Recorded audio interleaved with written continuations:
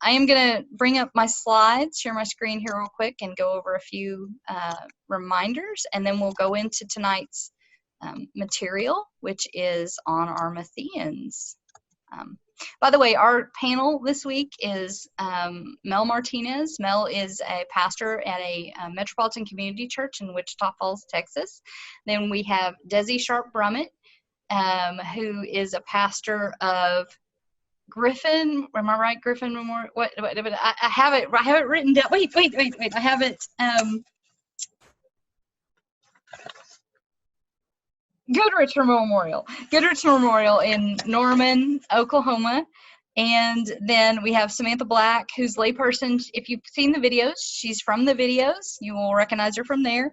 And she is, as she says, literally getting a master's in public service at the Clinton School here in Little Rock. You'll hear more about their journeys in a minute. So just a reminder, there are the books.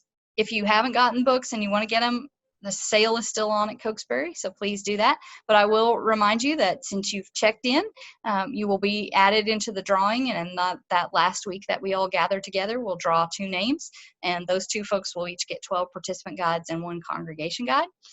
So thank you for being here and adding into that. Remind you of 3 websites that are important. One is the abingdonpress.com with the /gospel discipleship, or gospeldiscipleship.net. Both of those have all kinds of links, including links to the webinars that you miss, and they also have links to the books, links to the assessment, and then I'll show you some other stuff that's on Gospel Discipleship tonight. And then ministrymatters.com /gospel discipleship, that's where you can go and take the assessment and find out what type you are, although it looks like most of you, except maybe Irving, most of you have gone out and taken that as well. Just a refresher on where we've been, where we're going. We have covered what gospel discipleship is, which is this understanding of discipleship that's defined by each of the 4 gospels, that each of them have distinct understandings of discipleship. And then when you take that assessment, you see which type of discipleship you're leaning more heavily into, and that can help you kind of frame your journey. Last week we talked about the Markins. We saw that they're out of the box folks. There are creatives, and as I mentioned, the Markin gift is really rising. I'm seeing a larger number of Markins than I usually do, and I think it has to do with the state of our reality right now. So if you're enjoying being Markin, but it doesn't necessarily fit your overall everyday, and you've tested Markin, and maybe in about 5 or 6 months, go back and take the test again and see what understanding of discipleship is rising up for you now. Some of us have really high scores on our types, and those folks tend to stay that type regardless of what happens. Some folks are riding the line of a lot of them, and so they tend to swap back and forth, and so expect that to be the case.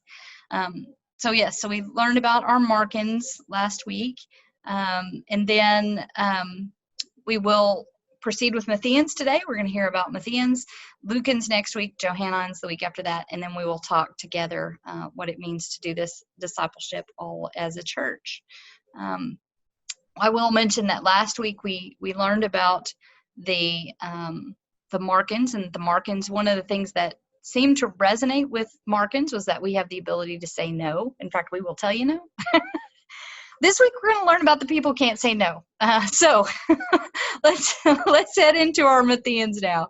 So we'll start with where the Gospels end, right? The last words that Jesus speaks in each of the Gospels provide a lens for us to then see and understand the discipleship that's spelled out in the course of the whole Gospel. So Matthew ends with probably Jesus's most famous last words, which come from Matthew 28. So he says, Jesus came near and spoke to them. I've received all authority in heaven and on earth.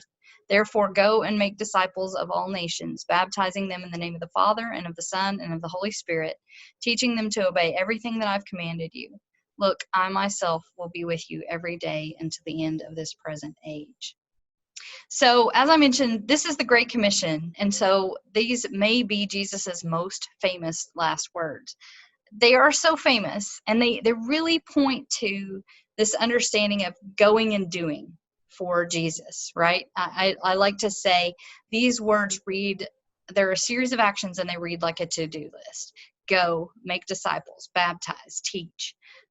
And that really sets up this frame for understanding Matthean discipleship. In fact, there's one, I've talked a little bit about some of the testing that I've done on the test, that the survey that you all take now is the 4th iteration of the survey, because I was checking to make sure, are these results seeming to match up with how people would narrate their own discipleship? And so it took a little while to get the test tweaked. The very first question that you get asked, though, is a question that draws false results, but I couldn't get rid of the question because it seemed like too important of a question to hit. And no matter how I change the words, more people choose the Matthean answer than any other answer. The question is, what word best describes discipleship for you? And the Matthean answer is doing.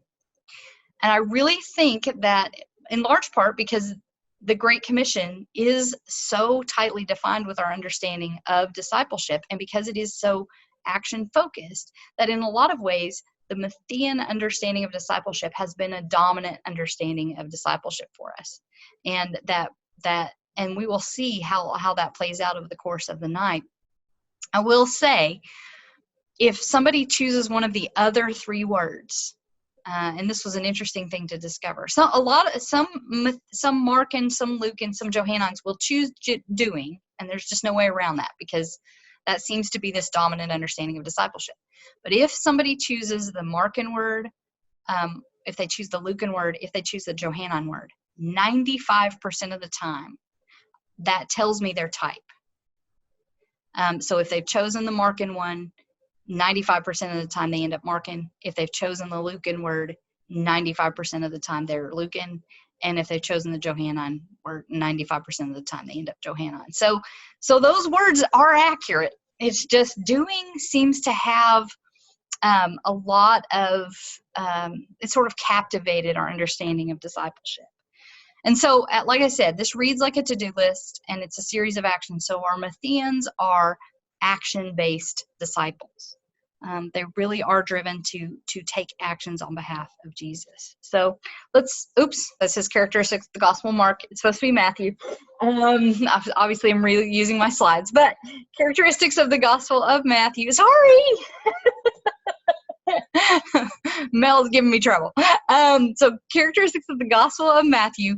It's the churchiest, I like to say it's the churchiest of church books. Now, Matthew is very concerned with how church works, which is interesting because church is sort of being defined on that sense. But Matthew is it's written to a Jewish audience in a Jewish context, and it's very concerned with Jewish ritual and Jewish understanding. But it's like taking it to the next level. You got to think in terms of, Matthew says Jesus did not come to abolish the law, but to fulfill it. And if you think about it, when Jesus is talking about the law, Jesus takes it to the next level in Matthew. If you think about the Sermon on the Mount, it's not just that you don't murder, you don't even have anger, right? Like this, there's some expectations of really living our faith out to the nth degree. It's also the only gospel that uses the word ecclesia, which is the word that we translate into church. And it's in Matthew that Jesus says to Peter, on this rock, I will build my ecclesia. I will build my church. So it is very concerned with the ordering of the church, with how church leaders behave and how they model being people of faith. It's just a really churchy book. Of all the gospels, it's the churchiest one. And also, I like to call it the not one jot or tittle book. This is from the King James translation, and it's this idea, again, going back to the fact that Jesus came to fulfill the law and not to abolish it. But even more than that, it is a very detailed book. Matthew is incredibly detailed. It talks about specifics about the temple. It's really very concerned with those intricate details of making sure that the faith is clearly spelled out, that there is a plan sort of laid out in place. It is an incredibly detailed book, and so we will find that throughout the gospel. I also call Matthew the soundbite gospel, because it's so quotable. And and one thing about it being quotable is it distills down Jesus's teaching into easy ways to understand.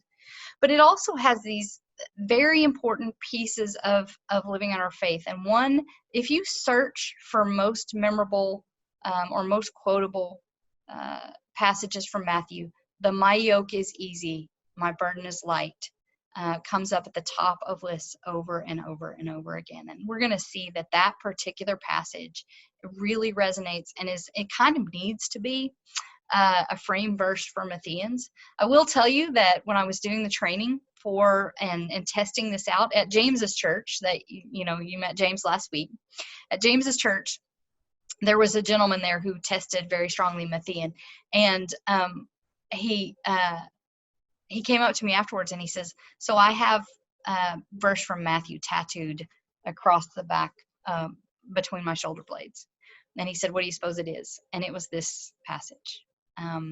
So right where you would carry burdens, he reminds himself that the burdens with Christ should not be heavy. So it is highly focused on Jesus's teachings. It's structured. The book is structured like a sermon, so to speak, or like a church worship service. It opens with Jesus's birth. It closes with Jesus's death and ascension.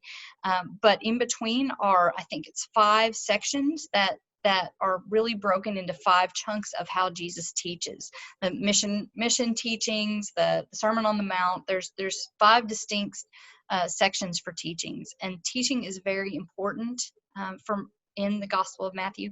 But it's not just teaching for teaching's sake. It is teaching so that the kingdom of God becomes real in the world. It is very concerned with, if you do this, this is going to change. The world is going to be different. And here's the steps that you take to do this. So it's very focused on that practical reality that Jesus brings into our life. And then I like to say in Matthew, Jesus checks all the boxes because he fits. Matthew's very intentional about proving that Jesus is the Messiah, so that we can see that falling into the tradition, that there's a logical flow, that there was a plan here all along, and it ties into bringing in Jesus's lineage, that ties him back to Abraham, that makes sure he's in the line of David, that makes sure all of those pieces are in place, that the passages from the Hebrew Bible are quoted over and over and over to show that Jesus is in fact the fulfillment of all of that and does meet all of those requirements. Okay, so I did change it to characteristics of Mattheans on this slide, so I get credit for that. So let's now look at each of those. Thank you. Now let's look at each of those particular characteristics of the gospel and how then they work out for our Mattheans. So when we look at the fact that Matthew is the churchiest book and not one jot is eliminated, these are things that tend to then exhibit in Matthean discipleships. Mattheans tend to have an ideal church in mind. They have this church that they know can be. And for some of them, it's very much the church that they're a part of. And they love that church and they'll fight tooth and nail for that church. For some of them, it's almost that church that they're a part of. They just need to do a few more things and then they'll be perfect. And for some of them, some Mattheans struggle to be part of a church because it's not quite meeting their ideal. And they've been I'm getting nods from the panelists here. It's not quite meeting their ideal. So, but they have this ideal. They know that this church can exist. They also tend to need an order of worship that spelling everything out and that being predictable. And they can change it up from time to time, but they want advance notice that it's going to change so that they're prepped for that reality. And so they like to have an order of worship, a bulletin, some sort of predictable way of knowing what's coming next. They like participatory worship because everyone needs to be taking action, right? So they like everybody standing up and doing the creeds, or everybody standing up and singing, or people raising their hands, or lay people being up reading the scripture. They really, it needs to be an embodied reality of church. They're also programmatic because they want things done, right? If we're bringing the reign of God into reality, then we should be doing stuff. So they love their programs. Mattheans just love their programs. And then a spiritual crisis for a Matthean would be if the church isn't doing anything, if they feel like the church is just sitting there and just talking about stuff, Mattheans will go insane. Or if they feel like they've done harm. If they realize some action that they've taken has done some harm, that's very devastating for Mattheans. Okay. Under Jesus checks all the boxes / Jesus teaches, Mattheans love a good to-do list, right? Please let me check everything off. Let me make sure that I have everything marked down. They also expect concrete transformation. This is that the teaching has a purpose, right? You don't just learn to learn. We'll cover that when we talk about Johannines. You don't just learn to learn. You learn to make something happen that changes someone's life. They also expect that you're going to have a plan, man, or a system in place. This is not willy-nilly. This is not fly by the seat of your pants. But instead, you're going to have a plan in place. And Mattheans are great followers as long as the person who is leading is doing something. If the person who is leading is not doing anything, Mattheans quit being followers and take over. I feel like my panel's going to get whiplash here. They will step in and start making things happen if nothing's happened. And then they, like as I mentioned, they love to teach and they love to learn, but it needs to lead to action. All right, now I couldn't get those to work together. So under my yoke is easy. Mattheans are our hard workers in the church. They are the ones that are always there. The doors are open, the doors are closed. Mattheans are the ones that are there making things happen. They find significance in what they do. However, Mattheans tend to over-volunteer. They tend to, if there's something that needs to be done and nobody's stepping forward to do it, Mattheans will be the one that will do it. And as a result of that, sometimes they suffer exhaustion because we take advantage of the fact that we know they'll step forward and do it. And they do believe that faith without works is dead. So it's very important to them that stuff keeps happening. So that's why they'll continue to step forward, which is why it's clear, a clear mission and vision really matters for Mattheans, because if we can line everything up in a clear mission and vision and then only focus in on doing the things that meet the mission and vision, then we put some boundaries up to keep our Mattheans from getting exhausted. And we keep them focused on what the purpose is behind the action. And so that's important for us to do for our Mattheans. This is kind of critical thing for them. So as I mentioned, here's our panel. I'm going to kick it over now to panel. And I would also invite you, those of you in the chat. So and this is a bonus question. Panel, unmute yourselves. This is a bonus question I didn't give you. Sorry, you can never trust a Markin in charge of things. She's liable to throw things. But I would invite the panel, and I would also invite the folks that are attending to answer this question. Where do you think Markins and Mattheans work well together? What do you think is a kind of good matching point for them? And you don't all have to answer, but if you can think, if something resonates with you. For me, I think it's the Markins have the creative, innovative ideas, and the Mattheans are the ones who put it into action. Yes. Like that's the best Markin Matthean team right there. Right. Because I'm not going to be creative. I'm not going to be creative, but if you tell me what you want to do, I can figure out a plan, or I can follow a plan of how to implement it. Yeah. Or you can figure out the plan, because sometimes sometimes Markins come with the plan because the Holy Spirit has inspired us and we have the plan. Sometimes Markins tend to think the Holy Spirit will give us the plan. And that's a challenge for Mattheans. Right? When Markins come in like, we'll figure it out as we go along. No. Right. So what about Desi and Mel? Either of you all have a thought on where Markins and Mattheans? Mel, you are Mark and Matthean, right? You're Matthean primarily. I'm Matthean Markin. Yeah. Mm-hmm. Yeah. So I think Markin's balance, especially in the over volunteering, overdoing kind of thing, the Markin influence in my life kind of steps back and says, you probably ought to let something go. But then I have a history of really confounding the Markins by letting go of the smaller things instead of the big thing that I'm really spending a lot of time on. right. Which, yeah. Balance. I think there's potential for balance. Right. I was also thinking creativity and implementation. We work really well together, but also that like creative spark, that enthusiasm. Yes. A lot of my very favorite people in the whole world are Markin, and I really like working with Markins. Yes.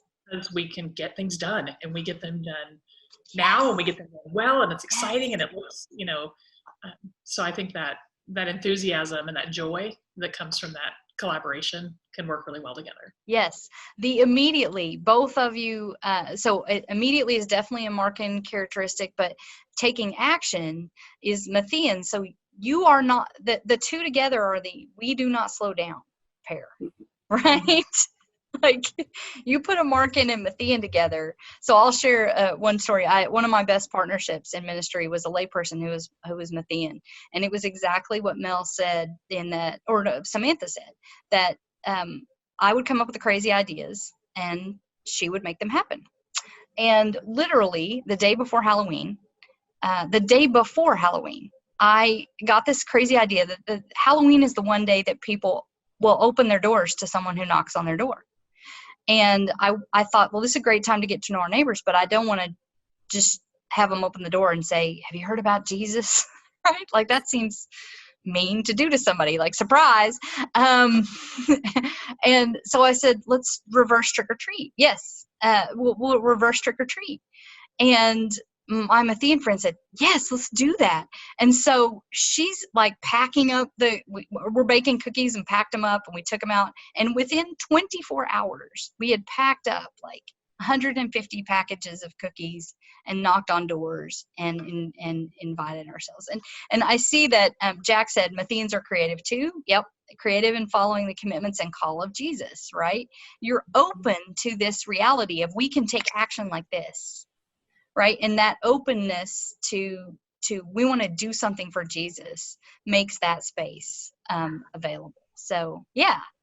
Now, where we bang heads, we've already mentioned one, which is that sometimes Markins come without a plan. And that can drive Mattheans crazy. You see other points where we might bang heads? I was thinking back to last week when James said that he just decided that he was going to move all the chairs in the church and everyone walked in. If you hadn't given me any forewarning that was going to happen, like I would probably be chill with it if you would have told me before I walked in the doors on Sunday morning, but just to walk into a whole new worship space is not something that I am really comfortable with. And right. So that like immediately versus giving some warning sometimes. Right. Especially when you're talking about your church space. Right. Right. Mattheans get very protective of the church space, which Samantha, we know, right? They get very protective of their church space. And so that can be, and the other place that Markins and Mattheans can bang heads is in worship. So Markins right now are having a blast messing with worship every week. In some cases, it's stressing out the Mattheans. Like, where's our order of worship? Why are we not doing our order of worship? And so yeah. So anyway, that gives us some kind of basis to start with. So I want to ask each of the panelists, you've heard the descriptions of the types. What characteristic of this type seems to fit you best, and how do they fit?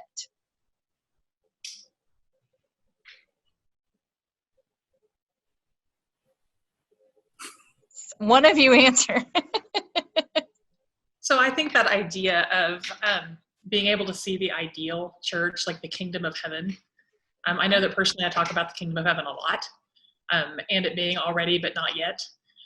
That's really important, I think, to everyone, but maybe particularly to Mattheans, is that there is, it can be achieved. I'm a United Methodist, so we have this idea of sanctification or perfecting that is really important to me. So I see that as being something that I really resonate with when we talk about that. And also, when you said to-do lists, y'all should see my desk. I have so many to-do lists. One of the very first things I do every morning is like consolidate my to-do lists and then make more. So I have lots of to-do lists, and it's how I keep everything straight, because I have a lot of things I need to get done. Yeah. So. Yeah. For me, the part of being a Matthean that really resonated was the getting things done. The not so much a to-do list. I have an aversion to writing them down, but stepping in, and if I notice that something needs to be done and there's not anybody else stepping into leading it, I am notorious for stepping in there, as long as I haven't asked somebody else to do it. That, I learned that. Don't just step in and do it because the person hasn't done it yet. But that really resonated with me. Earlier today, I'm doing labor stuff at the church. The church I serve is really small, and from day one, really, if there was something needing done, I did it. There wasn't necessarily a plan for my day. I'm going to get this done, then this, then this, then this. It was, I'd come to the church and I would look around and I'd go, okay, let's attack that, because it hadn't been done the weekend before. So that really resonated with me. And there's a pitfall in that if I do that too consistently, then I can get things done, but I can prevent other people from stepping into their own leadership and their own ability to serve, and just steal that right away from them. It's a challenge. I have to remind myself other people need to be able to do things too. Yep. Samantha?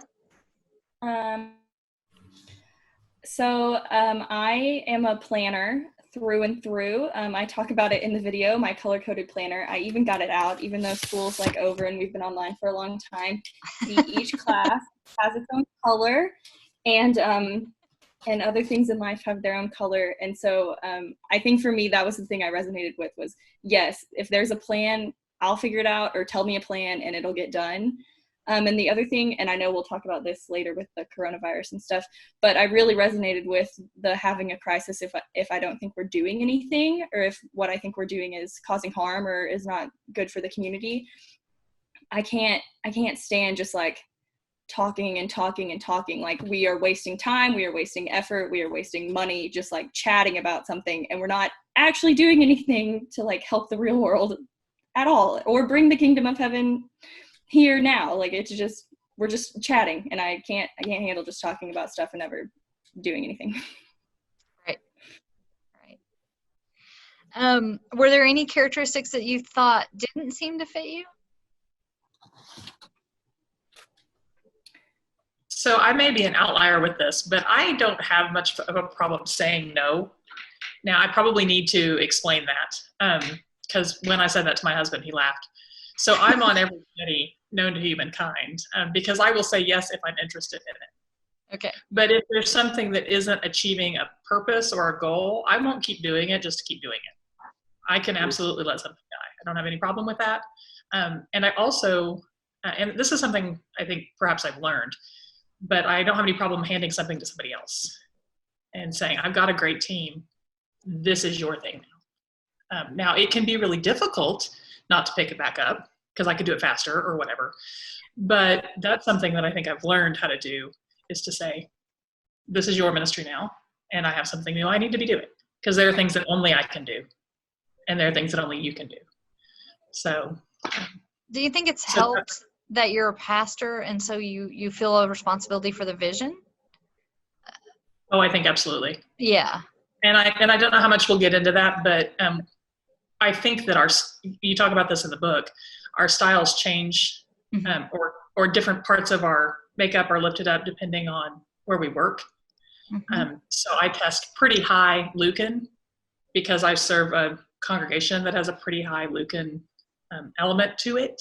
We're a good mix, but I think that relational piece is because of the people that I love. If that makes sense. If I'm explaining. Yeah. No, that makes sense. Yeah. And also, when you talk about goals, it's not just my goal. It's like, what's the goal for everybody? So. Right. What about Samantha and Mel? Either of you have pieces that didn't quite exactly fit?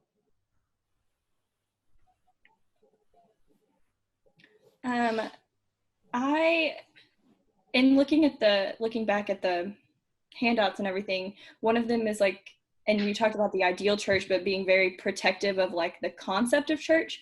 And so I grew up in a really, really, really Matthean church, who are very protective of their concept of church. But I think that I have a caveat to that. Like, I am very protective of the like bigger concept of church, but I wrote in my notes, I'm not a full-on traditionalist. Like if we're still, talking about Jesus and, doing good in the world, like I don't really mind to deviate a little bit from the plan. So I think that that's kind of a caveat, is that I do know some Mattheans who are very, very protective of the concept of church, but I don't know that I necessarily completely relate to that fully. I do prefer hymns, though, just saying. Well, I think this is a good point to nuance, because someone mentioned in the chat that they're Matthean, but they're actually excited that worship is changing. And I wrote to that person, I said, it may be that you're seeing the potential for this ideal church that you have in your head to become a reality. And so that may be very exciting for you. I mean, I think Mattheans, like Sam, you sort of hit the concept of you're attached to the whole idea of there being a church, right? And so you have a kind of universal church ideal, right? As opposed to, it's not as attached to a local congregation. Some Mattheans, it's very attached to a local congregation. Some it's attached to more of a theology of church, right? Like they have this ideal. Mel, I remember we ran into this in seminary. That one of the things. Can I tell a story on you? Yes, please. Yes. I remember when we were doing systematic theology, and one of the areas where you really struggled was ecclesiology. And what we discovered was your struggle of ecclesiology was that the lived church didn't match your ideal church. Yep, absolutely. And that was a kind of faith crisis moment for you. Like, how do I even articulate this? And I was like, I think exactly like that, right? Well, I've all my life long, I've looked for the church to do what I believe it said it wanted to do. And for so much of my life, my experience, the church has often done the exact opposite. And as I was working through that, I have worked through that all through my ministry. I've been in this church for 8 years, and I think I'm coming up on 9 years ordained, but I still have that vision of church, and it's not brick and mortar. It's not the building. It's the people. In fact, it's all over my church's website right now, because when we did shut down the building, the thing that came forward for me was the church is still open, only the building is closed. And, for me and that's just testament to Matthean all over the place. And I immediately my board and I, we immediately started focusing on, okay, what is that we can do if we're not using the building? Where are the places that we have that interaction that we can still have safely, that is service oriented, that is being the church or being the body of Christ in this time where we have to have social distance. Right. Yeah. And I mean, the very fact that you're like, what can we do? Right? That you're describing it in those terms. What can we do something? Right? is sort of capturing that reality, right? Yeah. So, yeah. Any other thoughts from y'all about, like, I don't think, Mel, you officially answered if there were any pieces that didn't resonate with you. Well, there was one piece that I mean, it resonated, but I have learned better. The market influence, the market influence in my world, that whole not being able to say no. And I tell you, it wrenches me to say no. And so I found a workaround, and I shall share it with all of my fellow Mattheans. What I say now, if I need to say no, what I say is yes. And how are you going to make that happen? Because I can't. I know that I'm human. That took a while to get used to. Right. And I can't do everything I want to do, and I can't do everything I'm passionate about, and I can't have my hand in every little thing that's going on, because I just physically not able to, not supposed to, and yet it just tore me up to say no to somebody who was passionate, especially a Markin with a really great creative idea, and I don't have time to do it. That's when being able to say, yes, absolutely, I love that idea. It sounds great. It's perfectly in line with the mission and vision of our church. It is absolutely along the trajectory of how we want to be and do church. And how are you going to make that happen? And who can I put you in touch with to help with that? Because I can't do it. Right. That has helped a lot. But that's been a learned activity. That's been a learned response. I would like to say that I think that comes with age. Oh, does it? So you're saying I'm old. Okay. No, I'm just saying. I can't say no. I think that's an experience thing. Yeah, Samantha tells a great story of when she got, like, you'd been you'd moved to Little Rock in a week. In 1 week, I went to one service at Oak Forest, and they own my house. Hi, Jana, if you're watching. And they were talking about doing Vacation Bible School the next week. And they were doing the one out of the Cokesbury. And I was like, oh, I helped do that one in Jonesboro, and kind of like did one of the songs and did the motions. And they were like, great, we don't have a music director. And I was like, okay, cool. New the pastor, didn't know a single, really had just been introduced to some of the people in the church, didn't know a single kid, barely knew any of the adults, and suddenly I was leading the music. Oh. I can't say no. Yeah. Hey, I did want to honor in the chat I saw a note about that journey to saying no, that someone found it in recovery groups, and I did as well. I was able to find that in particularly, I've stopped myself, in Al-Anon, being able to do boundaries as an act of love and respect for myself. So anyway, I just wanted to say cheers to the other folks who have found that in our 12 steps of recovery programs. Yeah. Somebody put in the chat, they'd love to hear what you love about being a Matthean. I love that idea of being the hands and feet of Jesus in the world. Yeah. And I love it when the church does that. I love it when our, because I feel like that's being church. So I talk a lot about, if anybody from my church ever sees this, they'll be like, oh my gosh, she's doing it again. I talk a lot about loving God and loving your neighbor. And the way we love our neighbor isn't just like, good luck, love you, good luck. It's by doing things with our neighbors, you know. And so when we care for one another in whatever way that looks like for your church, that is really exciting for me, like to actually be the hands and feet of Jesus. Yeah. And in an age of physical distancing, I want to honor Thomas for that phrase. Thank you very much. I think I will start practicing that. In an age of physical distancing, we have this opportunity to talk about what it means to be a body that has to have some proximity from each other.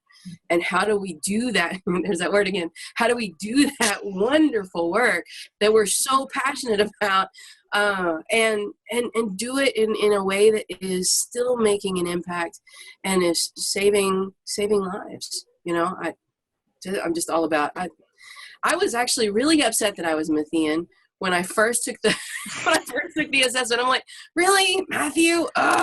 It's my least favorite gospel to read.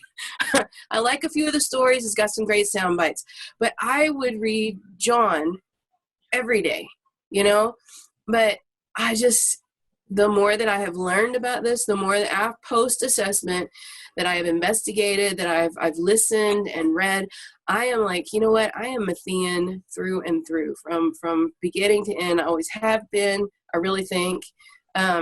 The Markin part of that, because I'm Matthean Markin, the Markin part I think has grown. I think I've probably dabbled in all three of the other identities over the course of seminary all the way through ministry. But Matthean, I've never been able to not be that. Yep. Yeah, I would agree. Talking about like doing and being the hands and feet of Jesus. I, like Michelle said, am literally getting a master's degree in public service. And the way that I got there was because I thought I wanted to go to medical school, but I always struggled with, yes, that's helping one person at a time, but there's so many things happening in the world to so many large populations of people, and I don't know how to do anything to help that. And so I got to the Clinton School, and the things that I'm learning are tools that are to be used to break down systemic barriers and break down injustices. And I feel like that is like truly living my Mattheanness, is by like figuring out how to like do it in the world. So yeah. I will say I'm not Matthean. I don't have a whole lot of Matthean in me. I'm very strongly Mark and Johannine. But what I love about Mattheans is we would do nothing without y'all. I mean, you are what gets us moving, and I'm grateful for that. And one of the things that's been important for me to understand as part of this is that sometimes we take advantage of our Mattheans. We really do rely on them to do so much. And I've really started to check myself and lean into my Markin side of me to say that, the Markins last week talked about, sometimes you tell someone no because they're overworking themselves. And you really need them to focus in on these pieces, and you want to give them the freedom to do that. And so you tell them no out of care for that person, and out of honor of the gifts that they've been given and the vision that our church is called into.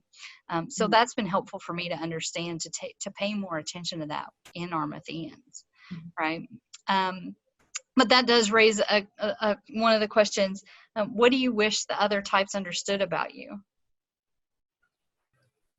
So in my experience, being a Matthean and being a doer, because I think for all of these types, there's variances, there's, different levels of, and there's different energies at different times in your life. One of the things that I wish I would like other types to remember is that even though I may be willing to step in and do it, that doesn't mean that I'm not willing to share it. And I would be so happy to know that someone else wants to do it. Sometimes it's really difficult to get folks to the place of being able to tell you what they want to do.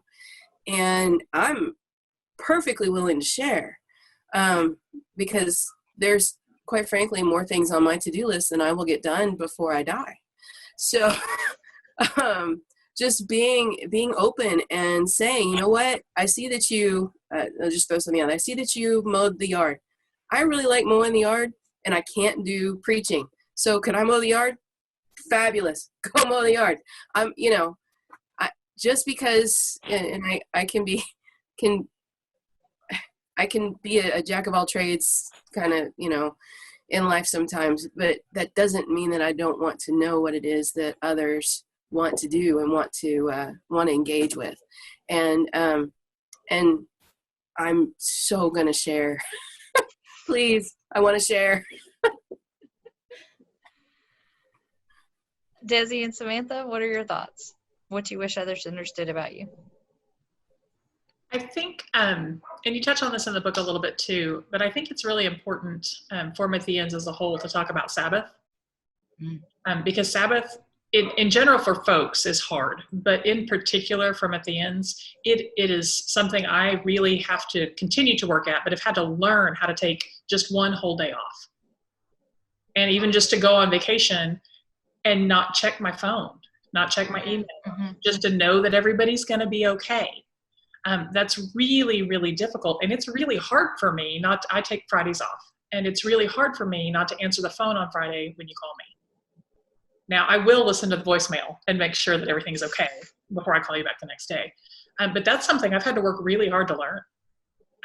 And Sabbath, just as a word of support and caution to Mattheans, Sabbath is a commandment.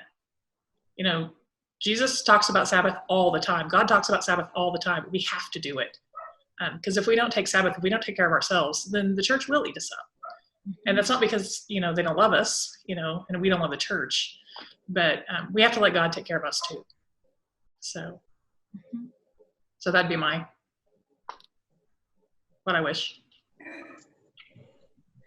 I'm trying to think. I feel like I had something really good and it went away. But I think I talk in the video, I rewatched it recently, about not abusing. We talked about that a little bit, about balancing. I wish that people knew that, yes, I will probably say yes, but please don't ask me if you already know that I'm overworked. So like you were saying, being able to say no because you know that your plate is full. On the other hand of that, having people that can say, don't do that because we already know that you shouldn't probably take that on. There's been so much good stuff happening in the chat. and I want to get to all of that. But I do also still want to honor folks' time. And so I want to show a couple of things real quick to share with folks. And then I want us to turn to the chat, get to as many of the questions as we can in the chat, and then let anybody go who needs to go. But I am going to share my screen to show a couple of things. First, one of the things that we talk about, and I will say, of all of the types, Mattheans are the best at putting a plan for their discipleship in place. My Matthean churches have done it. My Mattheans consistently will do this. But if you go to the gospeldiscipleship.net and you click on additional resources, you can see the download discipleship pathways. I showed you all this last week with the Markins. The Matthean discipleship pathway, which is a sample of how you plan for your discipleship, is a to-do list.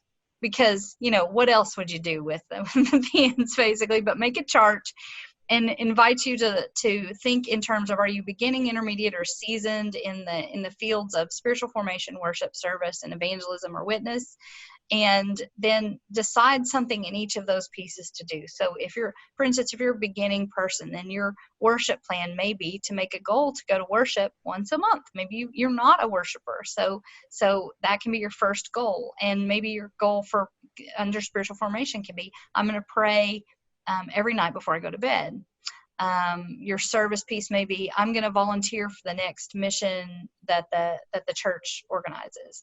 And then evangelism or witness, maybe it's something as simple as, I'm going to start wearing a cross necklace, and then if anybody asks me about it, I'll be ready to talk about it. Right? So that's what you want to do, is make yourself a discipleship plan. And again, this works really well for Mattheans, and I fight it with the other three types, which we'll talk more about whenever we do how this works together as a church. And then this is touching on quite a bit of what's happened in the chat, and hopefully this will help some folks. But I promised that we would talk in terms of how each of the types are handling quarantine and what to do as we're coming out of it.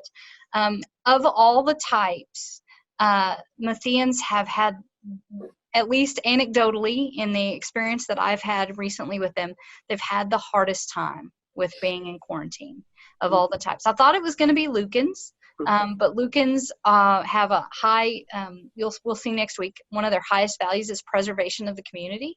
And so they're so concerned about keeping everybody safe. Lucans are dragging their feet on wanting to get into worship because they want to make sure that nobody can catch the disease. And that does not imply that anybody who wants to get back into worship is excited about other people catching COVID. That's not the point. It has to do with how they're understanding church and how they're understanding their faith. And so Mattheans, who basically are facing two significant challenges right now. For many of them, not all of them, but for many of them, their ideal church has been undermined because their ideal church is tied to this congregation that gets together on Sunday and does this particular order of worship and has this particular ritual and has this understanding of how we do this. And that's all been ripped out from underneath them. And that has been traumatic for Mattheans. They're really in a hard space right now. Sitting at home watching church on Facebook is not doing it for them. It's not participatory enough. Sometimes it's too random. They haven't had any advance notice of how things are going to go. It's really hard for Mattheans right now. The other piece that is a deep struggle is they see all this need around them. There's all kinds of need. There's hunger, there's job loss, there's scarcity, there's people in spiritual crisis. There's all this need all around them, and they're being told, stay away.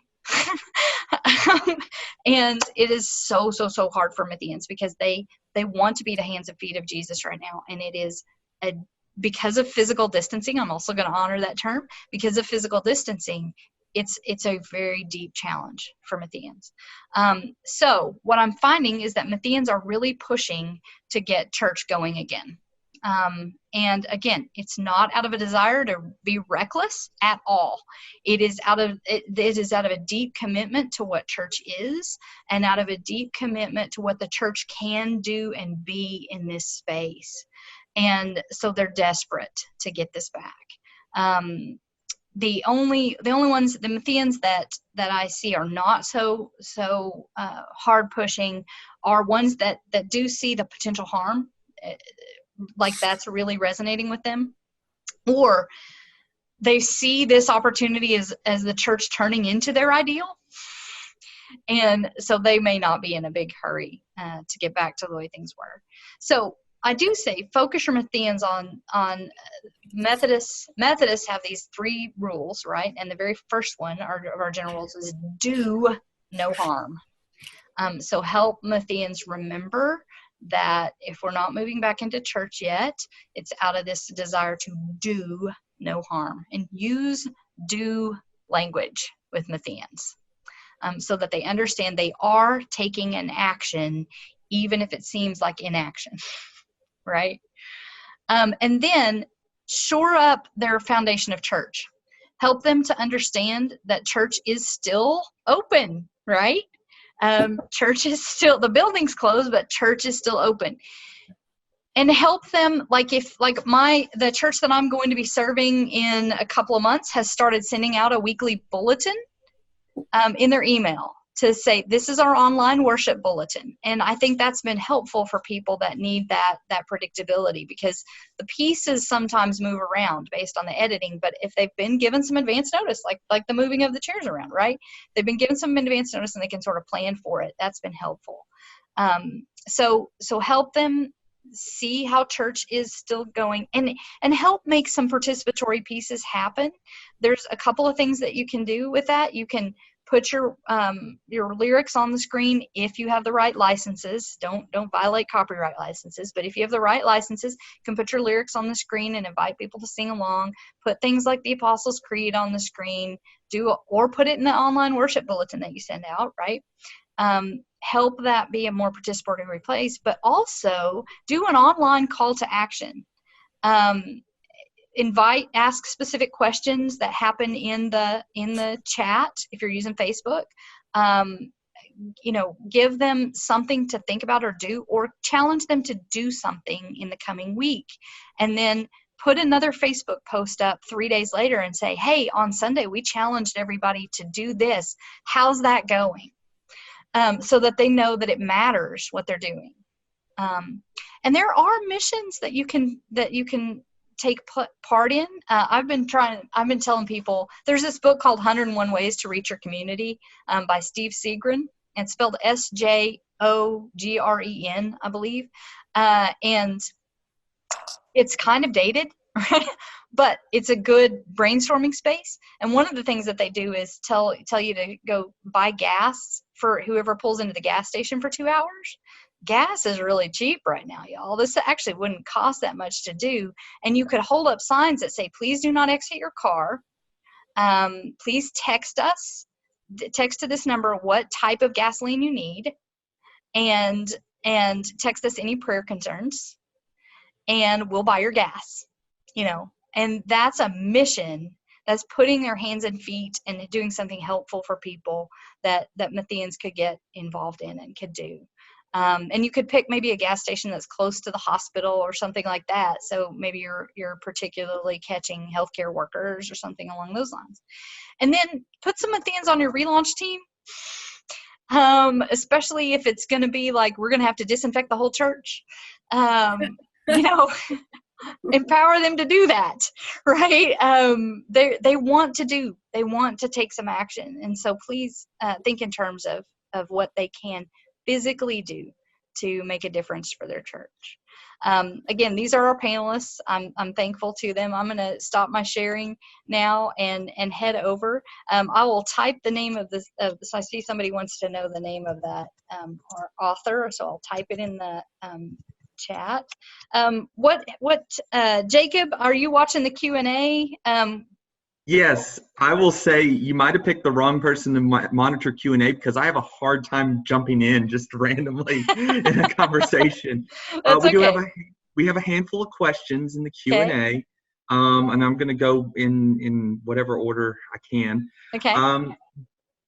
From an anonymous attendee, do you find that pastoral care is more difficult as a Matthean because it's outside of the realm of doing?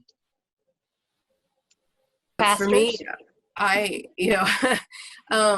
that is part and parcel of doing the ministry of Christ for me. Christ was there to listen as well, and I have worked hard to become an active and good listener. So there are some aspects of pastoral care that just out of personal preference, I would prefer my deacon or a volunteer to do. But and during COVID, I will say this, I have been experiencing trauma. This has been traumatic. All the while still having to stay in front of a camera, still having to lead worship, still leading our food ministry, all that stuff. So during this time, my pastoral care has fallen to the wayside. And I'm aware that it's a problem, but I don't know how to pick it up. So I think there's some truth that as a Matthean, pastoral care is not the most doing of the doings. Okay. Moving on to Wait, another. let's see. Desi, did you have anything to add on that?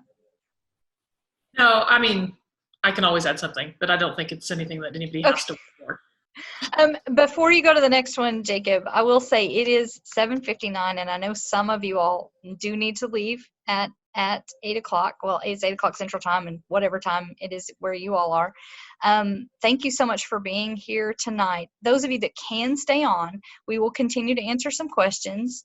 And if you have additional questions and you have to go, you all should have my email address now, info@gospeldiscipleship.net. You can send me an email, and I will be happy to respond or put you in touch with a Matthean who would be happy to respond. Thank you for being here. Next week's the Lucans. So we're going to see the people that just love everybody, and we'll have fun with that. So plan to be here for the Lucans. And I remind you, plan to come even if it's not your type, because the more we learn about each other, the better we're going to work as a body of Christ, the better we're going to be as a community. So please come. So, but anyway, all right. Thank you. All of you who need to go on. We'll see you next week. Those of you that can hang around, please do. I did see a note in here to please answer the political questions, and I saw that earlier. So Jacob, I'm going to jump in with that. So I think a lot of the questions have been they've been around questions of, it seems like our faith sometimes calls us to political action, right? But we get this challenge that the church is not supposed to be political. But I think there's a lot of Matthean energy around why not? So how would you all, as people of faith, as leaders, as faith leaders, address that balance that we're trying to get between the political and the religious?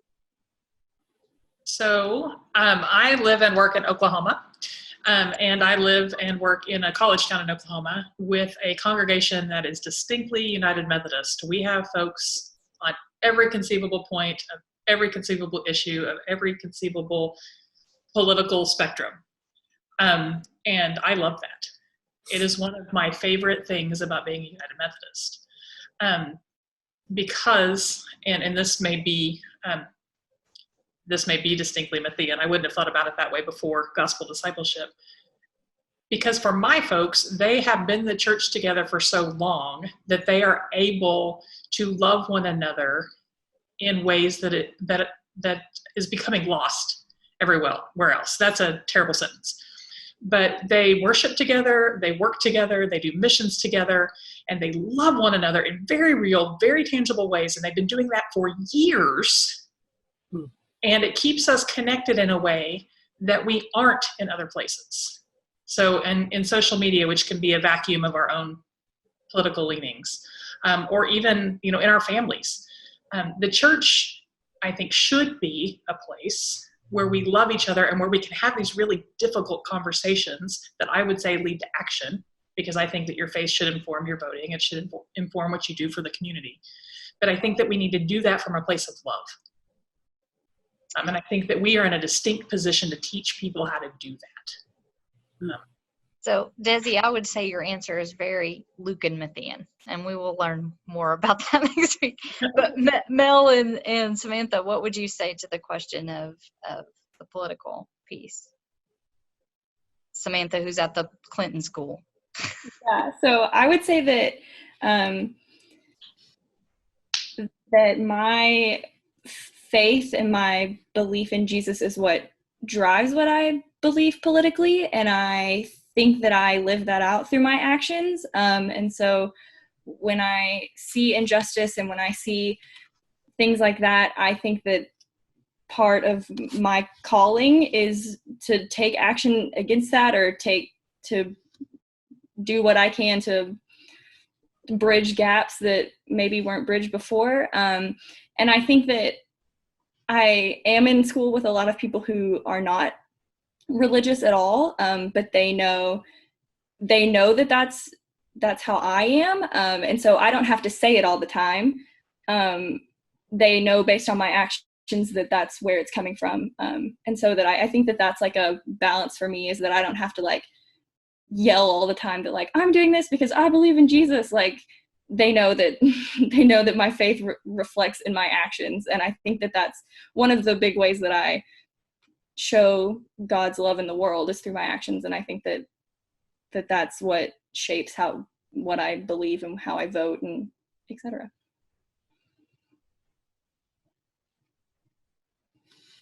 My turn? Okay. Well, first thing, I'm in a metropolitan community church. I'm not in the UMC, but I trained in a Methodist seminary. So I have it in my heart too. In MCC, I have quite a bit of freedom. We're a congregational church. We have a denominational or fellowship offices, but we're congregationally led, congregationally everything.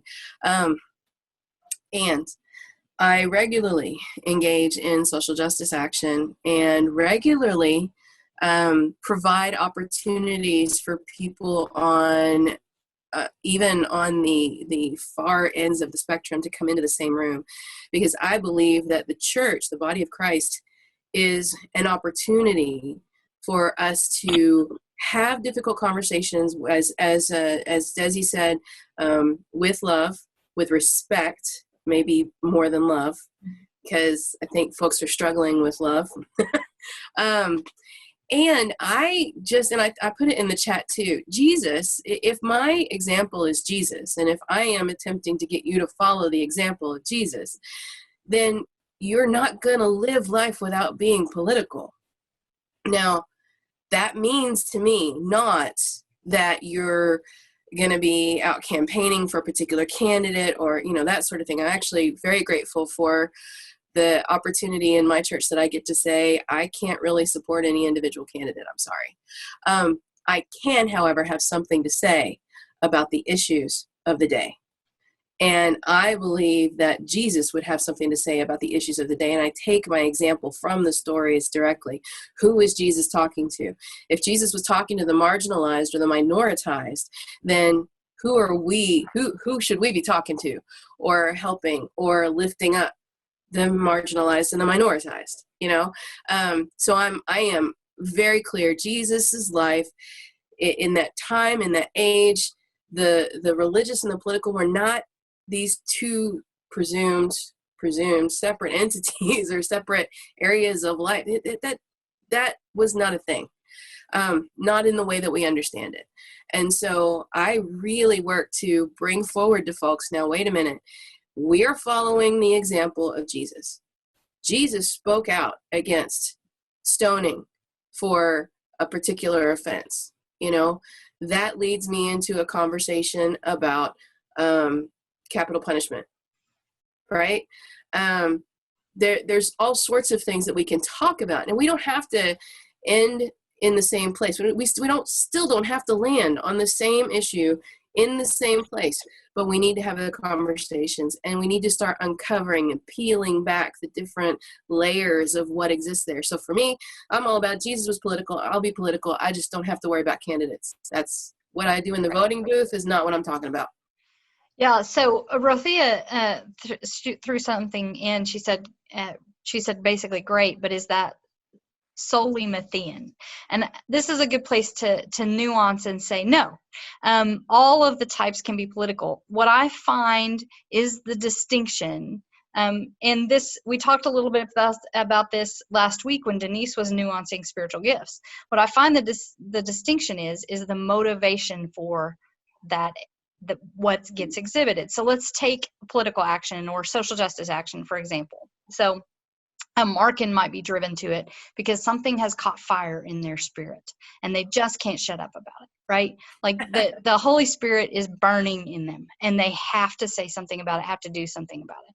A Matthean would take a political action because it's an action, right? They're expecting that if they engage in that there's going to be a transformation, that the world's going to change, the kingdom of God is going to break through in a particular way, that a concrete reality change is going to happen. A Lucan might get involved politically out of love. We need to make a space where more people feel the love of God, where more people feel included in the space, where more people feel the grace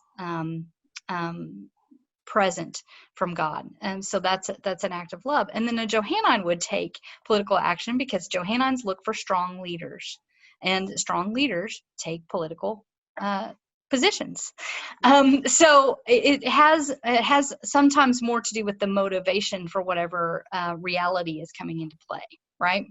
And that's where your type gets exhibited in that, is through those motivation pieces. Also, I'll again add, we all have pieces of each of these gospels in us. So there will be some things that you think, okay, I'm not quite Matthean there, I'm a little bit more Mark in here, especially if you're close on types.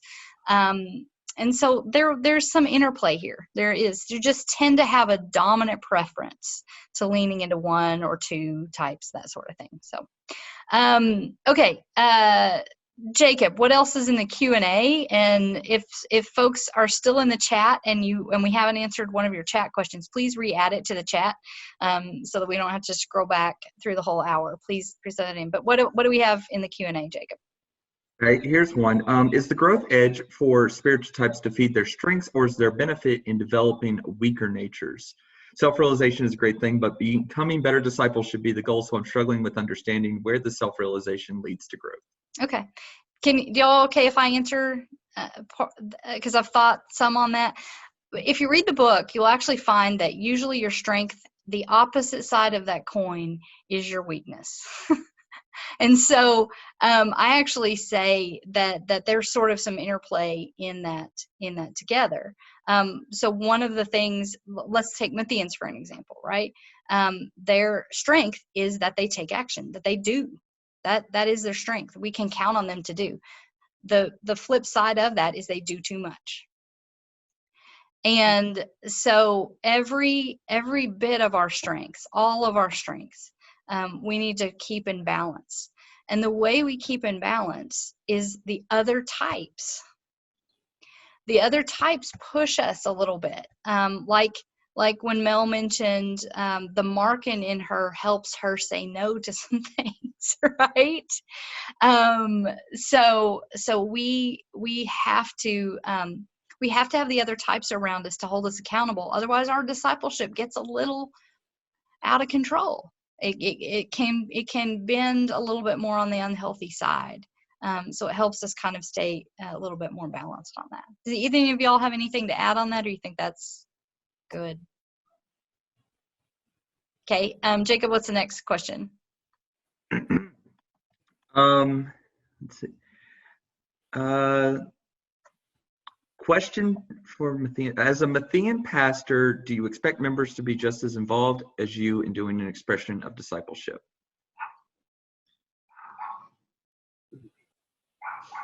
So I can tell you this is a real struggle for me. I constantly have to remind myself that not everybody thinks about the church all the time. Not everybody thinks on Tuesday, what should I be doing for the church? Like for a great many people, they have other things that they get to do, and the church is important, but there's a time for church. Whereas for me, it's church all the time. So that just as a, yes, I struggle with this. So.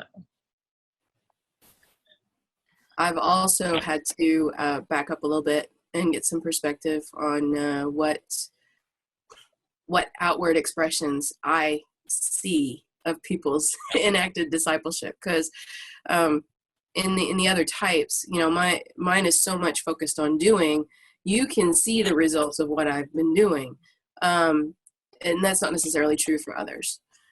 So I've had to learn that and really embrace that we are all on this journey where we're supposed to be and where we're going to learn the most. And, it's an individual thing, how much we actually do outwardly.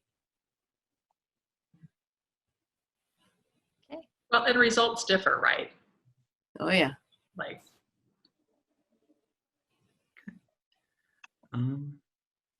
do you ever feel like you need to apologize for being a bold Matthean? Yes. Yeah. Oh, no, for real. I have, I don't know if it's about being Matthean or if it's, I've always just thought of it as a personality thing. But those are interwoven. I can speak over people. I can do more than I should. I can, there's all sorts of things. So I'm sorry, and I apologize. Are well practiced. In the book, I do mention that sometimes I think Mattheans seem to bulldoze past people. They get so focused on the mission and seeing the change happen that sometimes it seems like they just push past the people. And it's especially true for Lucans. Lucans sometimes feel like, did you miss the stopping and having the relationship piece? What would you all to say to that? Well, I think it's right on. I was listening actually today in preparation for this. Michelle, you did a hour-long, it's on YouTube, an hour-long presentation with the church, and the church was Lucan. And I was listening with, of course, a Matthean ear, and I'm like, oh my gosh, y'all got to do something.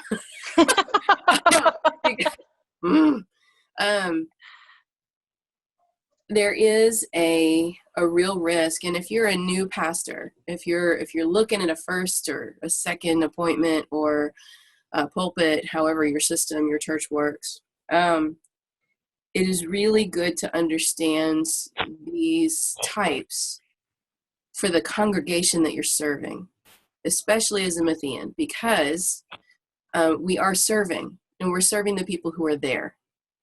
As much as the people that we want to see, as much as the church that we envision, the ideal church that we, all of that, we are still also serving the people who are there and who have done the work long before we got there. Every church you walk into has functioned just fine till you got there.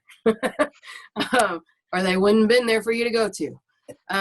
So take it from experience. That bulldozing kind of quality,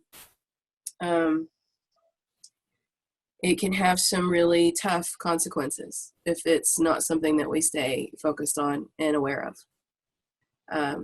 We are by and far, in my experience, the doers, the movers, the shakers, the encouragers, the let's go, and we can bulldoze right past the people and what the people who are right with us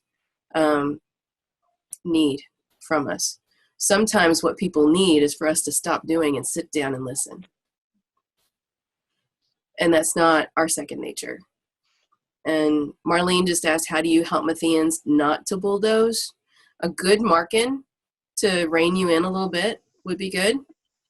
Somebody with, well, we've been friends a long time. Yeah, we have. Yeah, to kind of rein you in, to listen to what's going on. If you are a Markin, gain some courage. The Matthean means well. I swear we mean well. We just don't always do in the best way. Desi, would you add something in on that? I would say, in answer to that question, I would add to what Mel said. I try, and this has been learned through my experience and others. I try very hard to have folks who are different from me surround me in leadership positions. Yeah. So when you were talking about needing the other types, that's very important, because I want everything to be done yesterday. And it's really helpful for me to have somebody who will say, that's a really great idea. You have a great plan in place. Let's make sure everybody knows about it, and so, or whatever it is that needs to slow down. But like you said, a great marketing, I think that we need great everyone, because there are pieces that I'm just not going to think about. Yeah. Because of course it's a great idea. Look at this really cool chart I made. Like, let's just do it. So it's important for me to have folks around me who will say, slow down. Like, let's think this through all the way. Yeah. And I would actually say, while a Markin can be helpful, particularly in the saying no piece, Lucans are the ones that will help you slow down and have the conversations you need to have. And so they're really strong at, and Lucans are the ones you're typically bulldozing over. So it's good to have a Lucan to be your conversation partner in that space too. So, Jacob, what else is in the Q&A? Let's see. Someone asked about, there's so much mention of the videos, and they haven't been able to find them, but those are on, I figured those are on the, where are they? If you go to gospeldiscipleship.net, or if you go to abingdonpress.com/gospeldiscipleship and click on the links to purchase, they link to the books and the videos. And it will click you into the first video, but there's a drop down menu that will allow you, there's 6 videos. There's an opening video that sort of sets up gospel discipleship and talks about the journey that Andrea is going to go on. You're going to meet Andrea on the Johanna night. So you're going to see the journey that Andrea goes on, and then each of the 4 types are in the next 4 videos. And then there's an epilogue at the end where Andrea sort of summarizes her discipleship journey for folks. So you can find those there. What else, Jacob? I think we're pretty much through them. Okay. There was somebody that mentioned in the chat, back to the social justice question, that said, how do you love God and neighbor without advocating for justice? And I think the Mattheans would say you don't. I was about to say, in the nicest way, you cannot. Yeah. With all due respect, love, appreciation. No. Yeah. Mattheans are going to be very concerned with people's realities need to change, right? People's realities need to change, and and part of how we live out our faith is helping to change those realities, and that involves sometimes I like to make the distinction between mercy and justice, right? Mercy ministries tend to be band-aids. They fix the immediate problem, right? Somebody's hungry, you give them a sandwich. Justice asks, how did they get hungry to begin with? Yep. And backs up to that, let's go fix that issue. And that's a longer term solution and really that transformative kingdom work, right? We need both because we have hungry people in our world and they need a sandwich. But we need less hungry people in our world. So we need to fix the back system, the systemic problem. And if there's a type that can take on systems, it's Mattheans. Because you get them, right? You understand them, you like them being in place, but you want them to be just systems. Yeah. Yes, and thank you to whoever said who's throwing the babies in the water upstream. We talk about that a lot in class. Was you can save the drowning person all day, but you've got to figure out why they're falling in upstream in the first place. So exactly, yes, exactly. Yeah. Okay. Anybody else want to throw another question in the chat or in the Q&A? Does the panel think that the types of activities that you do differ based on your discipleship type?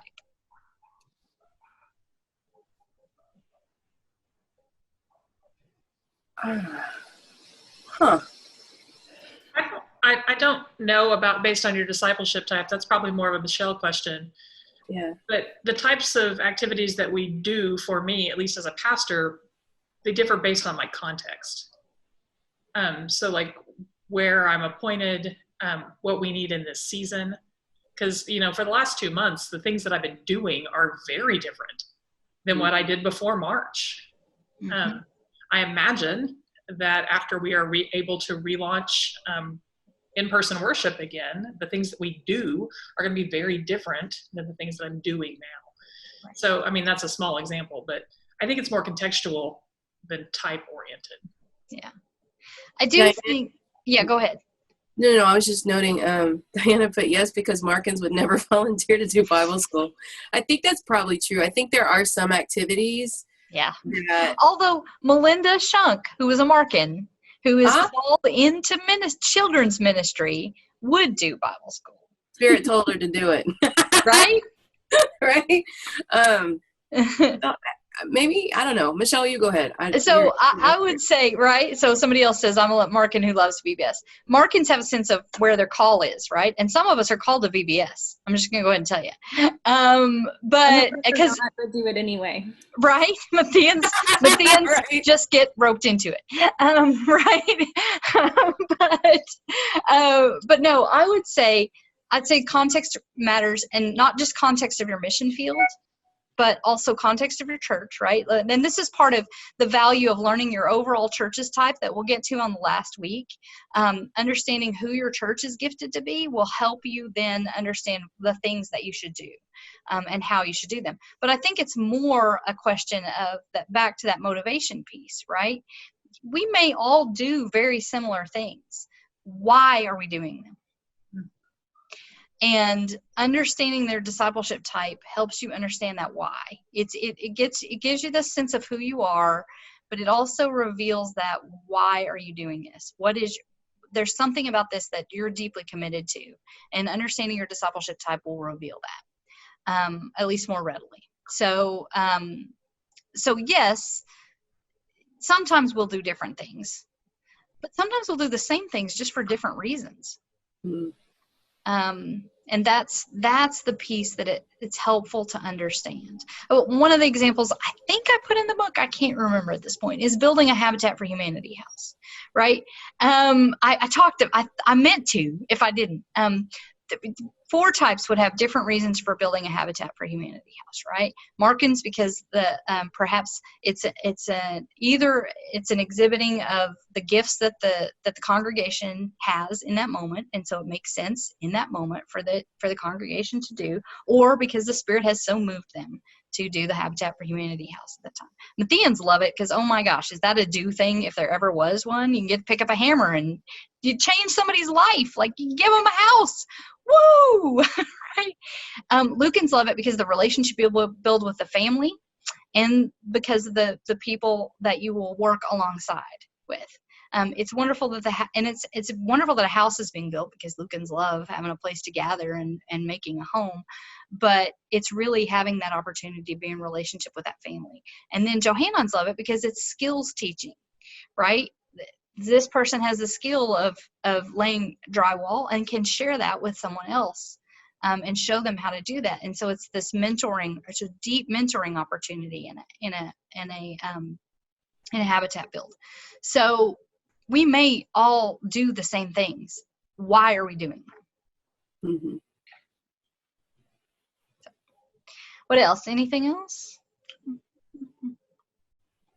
Yep, a hospital visit will look different for spiritual gifts. So I'm going to admit something that's going to sound terrible. But I was talking to somebody about being Markin, and saying that I really struggle.